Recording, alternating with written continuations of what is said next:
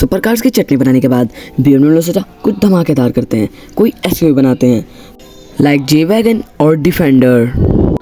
सो BMW ने एक ऐसी SUV बनाई जो ब्रेकर आने पर रुकती नहीं है, बस ड्रिफ्ट करते हुए भाग जाती है। और ड्रिफ्ट रेसेस में तो अपने ही BMW की SUVs के छक्के छुड़ा देती है। ये ऐसी SUV है जो किसी के लिए नहीं रुकती और ड्रिफ्ट करते हुए दो टायर्स पे चलने वाली BMW के दरमियान में से ढमक के भाग जाती है। जहां और कंपनियां अपनी SUVs में भर भर के फीचर्स देती है, वहाँ BMW ने इसमें कोई फीचर नहीं दिया, बस एक जो कहीं नहीं रुकती, जो इलेक्ट्रिक है। ये ऐसी पहली इलेक्ट्रिक गाड़ी है जो पसंद आई है, वरना और कंपनीज तो ये टट्टी किसने की है?